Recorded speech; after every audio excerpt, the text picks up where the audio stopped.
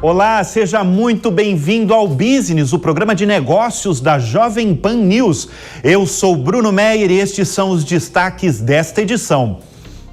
A Walt Disney Company está sob novo comando. A empresa escolheu uma mulher pela primeira vez como presidente do Conselho de Administração da companhia em 98 anos de história do grupo. Susan Arnon, após passagens pela P&G e McDonald's, vai suceder Bob Iger agora no fim de 2021. A CEO da Belas Artes, Patrícia Cardim, fala em entrevista ao Business como empreender em um Brasil burocratizado. A falta de profissionais qualificados em certos segmentos do mercado de trabalho e os planos da quase centenária instituição de ensino para aproximar os alunos das suas áreas de estudo. E após virar a personalidade do ano pela revista Time, Elon Musk e sua Tesla anunciam o lançamento de um quadriciclo elétrico para crianças maiores de 8 anos. O valor será de $1.900 ou R$10.700. O quadriciclo está disponível somente nos Estados Unidos. Cresce a venda de livros no Brasil. Em 2021, o desempenho é superior tanto em volume quanto em faturamento, se a gente comparar o ano passado. Foram 4.900.000 exemplares vendidos, com faturamento de 1.8 bilhão até o início de novembro. As varejistas expandem os centros de distribuição no Brasil. Só a Amazon abriu 3 centros no Brasil entre setembro e outubro, sendo o mais recente no Ceará, na cidade de Itaitinga. O objetivo é acelerar as entregas de mercadorias entre 1 e 3 dias.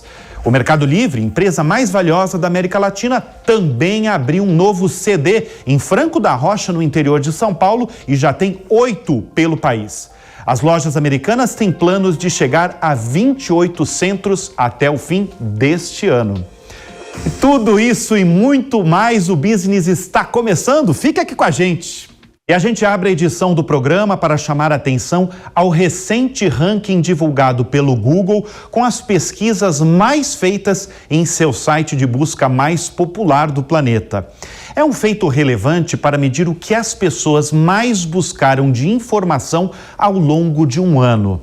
Marília Mendonça, por exemplo, foi o nome e termo mais buscado de 2021, depois que o avião da cantora caiu em Minas Gerais em novembro e ceifou a vida da mais popular sertaneja do país. Alec Baldwin, ator americano que se envolveu na morte acidental de uma diretora de fotografia no set de um filme, foi a personalidade mais pesquisada no mundo. Mas há 3 perguntas feitas pelos brasileiros que revelam um pouco da situação econômica do país. As perguntas, dentre 10 mais digitadas, são: como ser um entregador do Mercado Livre, como ser Uber e como ser corretor de imóveis. As 3 questões são associadas a trabalhos em geral informais. Segundo um recente levantamento da Fundação Getúlio Vargas, a economia informal do Brasil já movimenta R$1,3 trilhão em 2021, o que equivale ao PIB da Suíça. Mas se a gente focar ainda mais no ranking desses 3 questionamentos, o maior deles foi como ser entregador do Mercado Livre. Nós falamos com o Mercado Livre para entender essa alta de pessoas que desejam ser entregadores. Eles confirmam que houve, de fato, um aumento significativo de entregadores em sua base em 2021. Atualmente, são 13 mil veículos que realizam entregas na casa das pessoas, fora 3 mil caminhões, 1.000 vans, 51 carros elétricos e 3 aviões que fazem a distribuição de mercadorias para cada canto e rincão do Brasil. Um ranking divulgado pelo Google só confirma que o brasileiro quer e precisa trabalhar. E como empreender em um Brasil com tanta burocracia? Você sabia que há milhares de vagas de trabalho no país que não são preenchidas por falta de profissionais qualificados? E como formá-los? A Belas Artes foi fundada em 1925 em São Paulo e atende hoje 5.000 alunos com 40 cursos, sendo a arquitetura o carro-chefe. Nós conversamos com a CEO da quase centenária instituição de ensino. Confira. Nós agora vamos conversar com uma importante liderança de educação no país. Ela é CEO do Centro Universitário Belas Artes de São Paulo.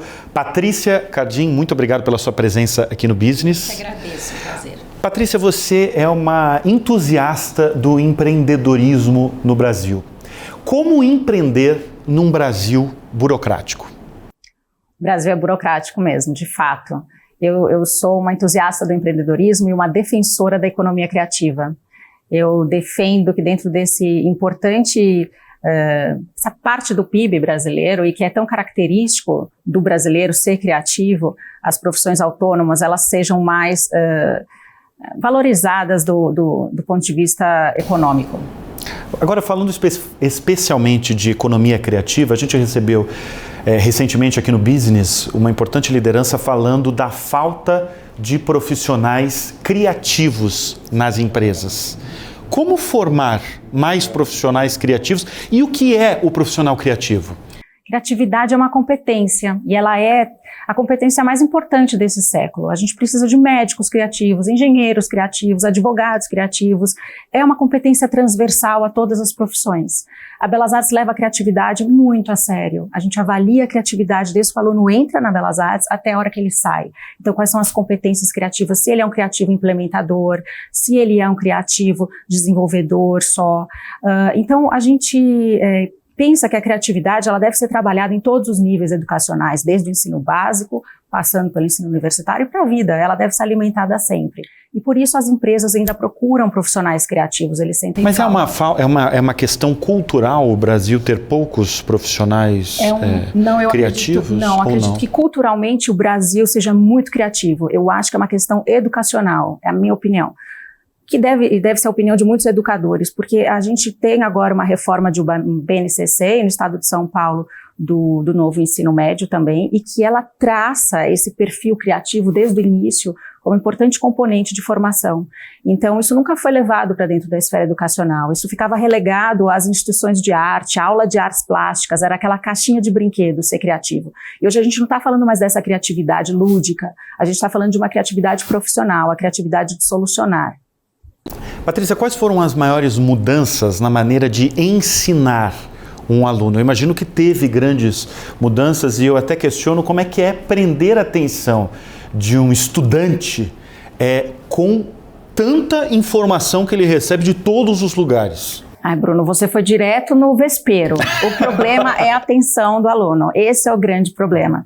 Porque as linguagens, então, antigamente, eu estou há 25 anos na Belas Artes, eu vi o aluno aprendendo no bidimensional, depois no tridimensional, que é a mudança do videogame. Então, antigamente, o Mario Bros andava só para o lado, depois o Minecraft entra para dentro. Isso muda a maneira que eles enxergam os projetos. Hoje em dia é na imersão. Essas linguagens, elas fazem parte de uma evolução do ensino. Agora, a questão da retenção de atenção é o maior desafio hoje dos educadores. E por isso, a Belas Artes, a nossa estratégia é a seguinte: estar próximos de outros saberes, principalmente os saberes de entretenimento, de comunicação, empresas que se comunicam bem. Então, nosso próximo campus vai ser dentro do Shopping Cidade Jardim, em São Paulo, porque é um grupo que se comunica muito bem com os clientes, é um grupo que está sempre fazendo vários eventos, e a gente quer promover essa troca. É um campus aberto, sem catraca, a gente quer promover trocas dos alunos com todas as empresas que eles admiram, de dentro de todas as áreas da economia criativa. A gente quer que eles façam esses cruzamentos de saberes para que eles retenham a atenção. E sem catraca, hein? Por que sem catraca? A gente quer todo mundo entrando e saindo. Uma universidade, um espaço universitário, ele é um espaço coletivo. E quanto mais diversidade você ter de personagens trocando ali, melhor e mais rico. Então, esse campus, ele é um campus que, como todos os outros da Belas Artes, vai ter a biblioteca que é aberta à sociedade, vai só fazer um cadastro e retirar. Os laboratórios também, cursos livres, rápidos, campus aberto. Agora, antes das gravações, você estava me contando da importância de aulas presenciais. Evidentemente, a instituição, quando fecharam as escolas e universidades em todo o país, fecharam também. Mas por que vocês foram um dos primeiros a reabrir as salas de aula? Bom, a importância emocional do retorno, de se conectar, estar junto, esbarrando em aluno, era enorme para a gente. A gente estava em conversa com os nossos alunos, fazendo pesquisas com eles, entendendo como é que eles estavam se sentindo em casa, as famílias, enfim. Então nós sabíamos que não estava bom. Nós sabíamos que eles estavam sofrendo questões emocionais em casa. Então, o nosso retorno se tornou urgente. E depois, 60% das nossas disciplinas são práticas e apesar de todo mundo ser muito criativo para ter adaptado isso em casa, existia uma dificuldade mecânica ali. E apesar da Belas Artes também ter graduações que são puramente online, a gente entende que o online ainda não tem todas as possibilidades de interação que nós precisamos para crescer e evoluir. Agora, vocês têm hoje cerca de 5.000 alunos, né? Quais são os cursos mais procurados? Onde tem mais demanda? Mais procurado, sem dúvida, o maior curso da Belas Artes, Arquitetura, a carreira talvez mais tradicional da economia criativa, mas temos outros cursos, como de artes visuais, que é o maior do Brasil, apesar de ser um curso pequeno, área de comunicação, toda a área de design, é um hub de economia criativa, é com todas as áreas, e os alunos acabam construindo o seu currículo com optativas que ele acaba tendo uma customização do currículo dele. Bom, vocês têm uma novidade para 2022 que é o ArtBee, né?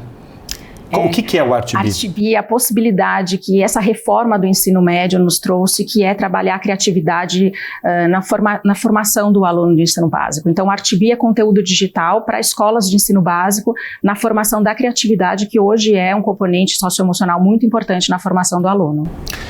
Nós recebemos aqui, eu agradeço antecipadamente a sua presença aqui no Business, nós recebemos Patrícia Cardim, CEO do Centro Universitário Belas Artes de São Paulo. Cresce o número de clientes com grandes fortunas na XP.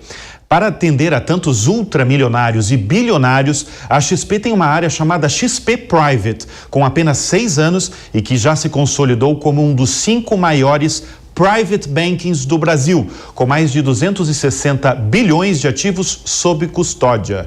E para explicar o que representa esse número, nós recebemos o diretor da área responsável pela XP Private, o Beni Podlubny. Beni, tudo bem? Tudo bem. Muito prazer recebê-lo aqui, viu? Eu que lhe agradeço, muito obrigado. Beni, é o seguinte, hoje a XP tem sob custódia 789 bilhões de reais. Cerca de 1/3 está nessa área, na sua área, destinada a grandes fortunas. Por que esse segmento cresceu tanto nos últimos tempos? Eu acho que, sim, tem duas coisas que explicam essa nossa representatividade na XP. A primeira é que eu acho que muita gente lembra da XP da origem, né? Que era aquela XP que atendia o cliente menor, o cliente do varejo.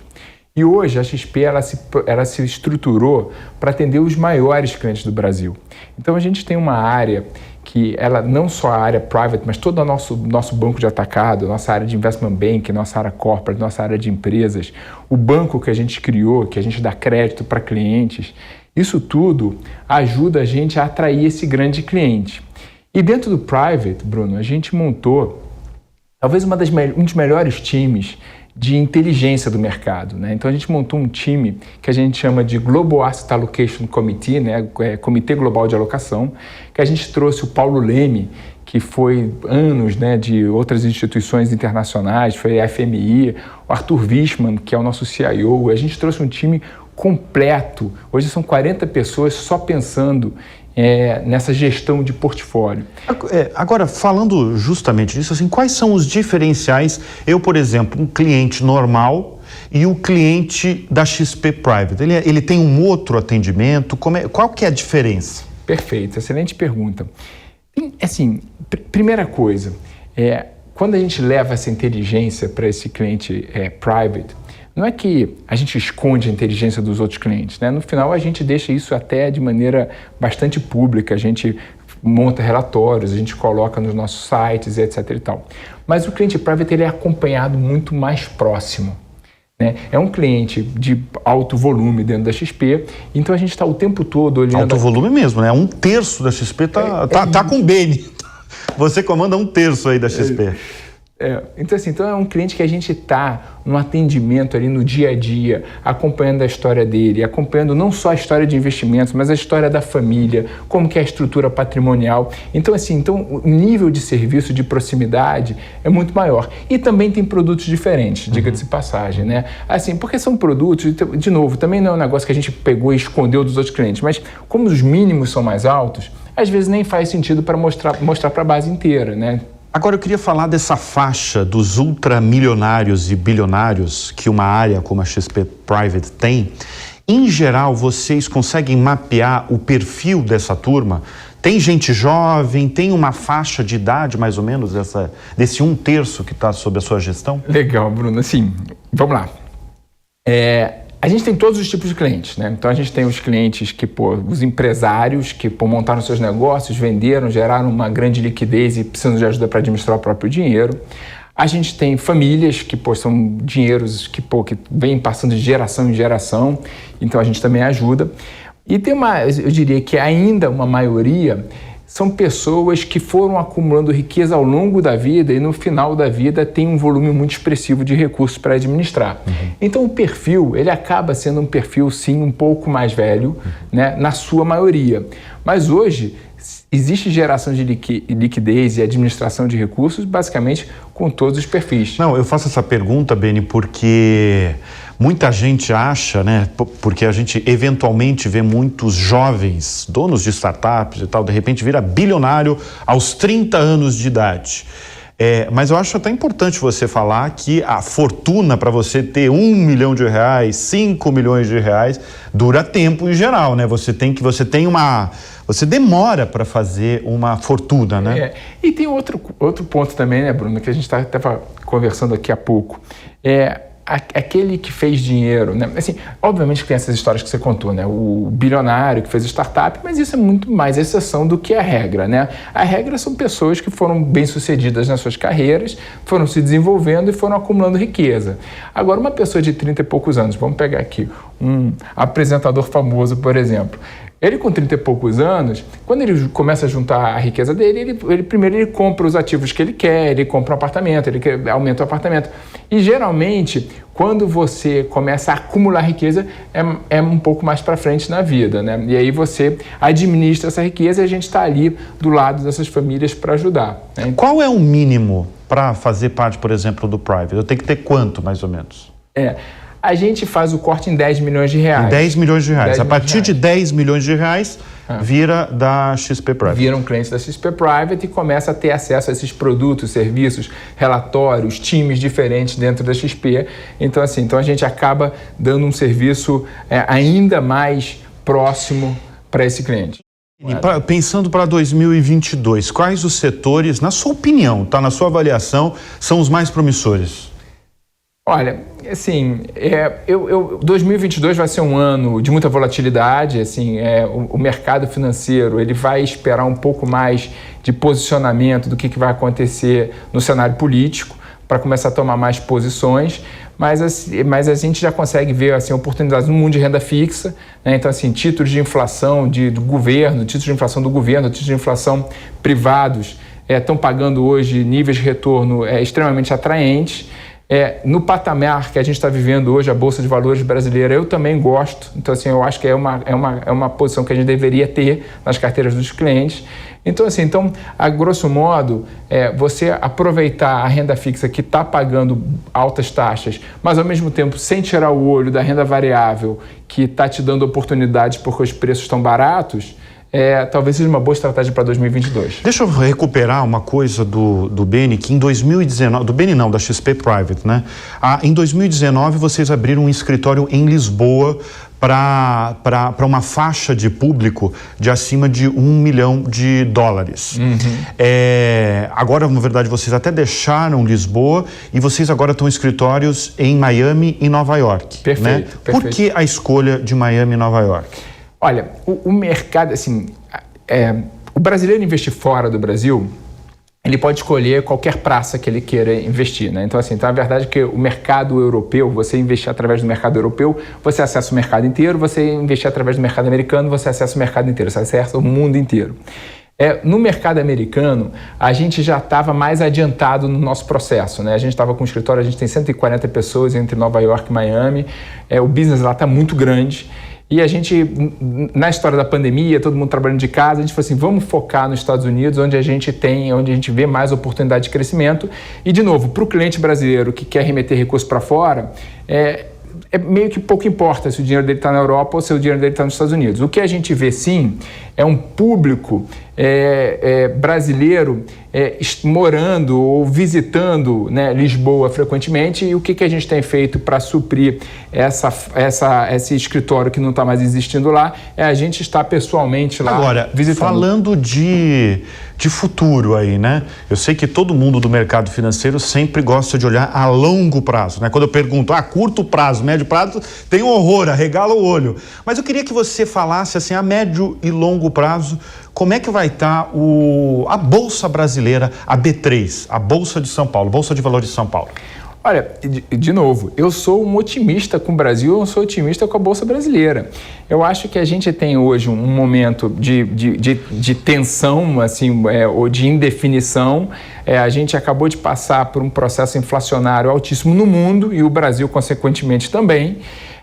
Mas tudo voltando um pouco à normalidade, que sempre é tendência, né, que a gente voltar para a média, a gente vai ter um país com uma população consumidora gigantesca, com muitas áreas de desenvolvimento, assim, oportunidades de desenvolvimento gigantescas. Isso vai chegar na Bolsa de Valores. Então, assim, eu quero ser sócio do Brasil. Se você me perguntar assim, Beni, o que você quer? Eu quero ser sócio do Brasil, quero ser sócio das boas empresas do Brasil. Qual é o patamar da Bolsa daqui a 1 ano, 2 anos, 3 anos?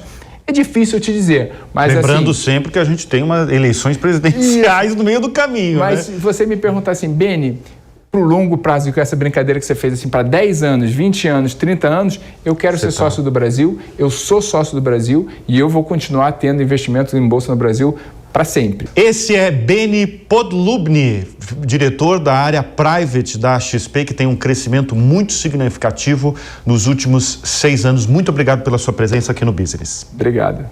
Agora deixa eu fazer uma pergunta para você. O que aconteceu com o varejo no Brasil neste semestre? Porque ele está com um resultado cada vez mais fraco, para não dizer decepcionante. Eu conversei com o especialista de mercado da Guide Investimentos, o Rodrigo Crespi. Confira agora.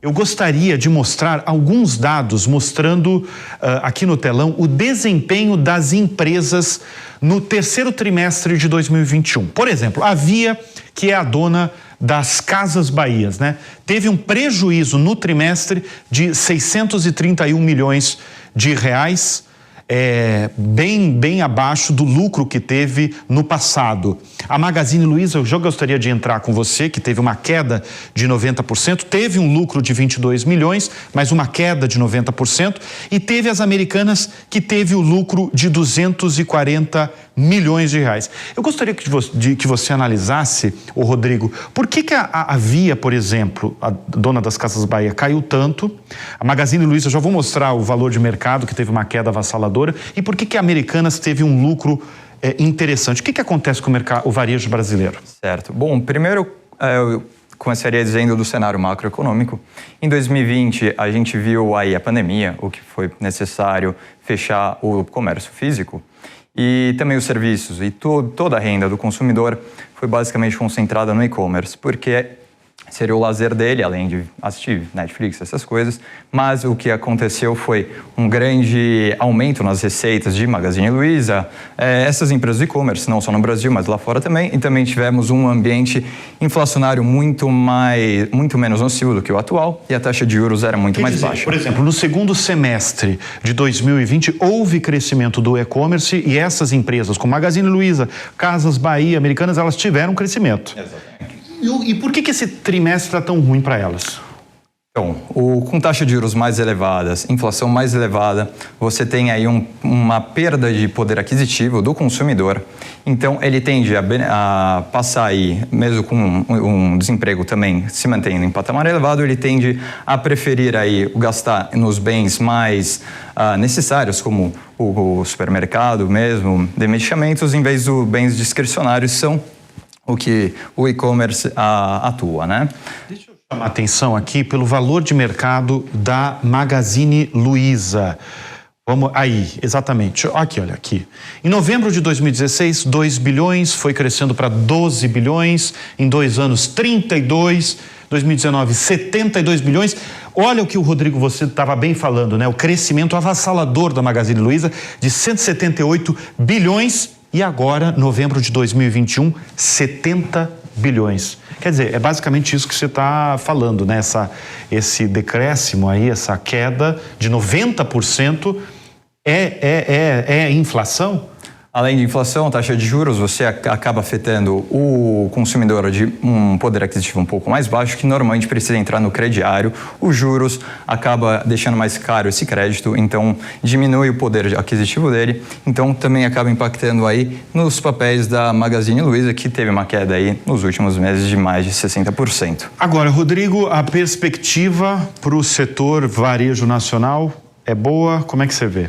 Eu diria que no curto e médio prazo a perspectiva ainda continua negativa, é um cenário bastante nebuloso, a gente tem aí um risco fiscal crescente e também a inflação sem controle, o dólar muito elevado, também temos a crise energética e de petróleo, né? O petróleo na base aí da cadeia de produção aí acaba afetando tudo e por conta da concorrência muito mais forte, lembrando que temos players muito relevantes lá fora, como a Amazon, né? Shopee do Singapura também, a Ali da China acaba pressionando aí a competição, eles têm poder de fogo muito elevado também, e temos também Mercado Livre, quase esqueci, que é muito forte aqui na América Latina, então acaba aí impedindo que essas empresas repassem a inflação, o que pressiona aí a margem bruta, principalmente operacional, que a Magazine Luiza reportou aí no terceiro trimestre, uma queda bem forte do seu lucro operacional. Rodrigo Crespi, agradeço muito a sua presença aqui no Business. Obrigado. Obrigado. E o Business de hoje vai ficando por aqui. Muito obrigado pela sua companhia, pela sua audiência. A gente volta com todas as novidades e entrevistas da área de negócios no próximo sábado. Eu aproveito para desejar um excelente Natal para todos vocês. Até semana que vem. Tchau, tchau.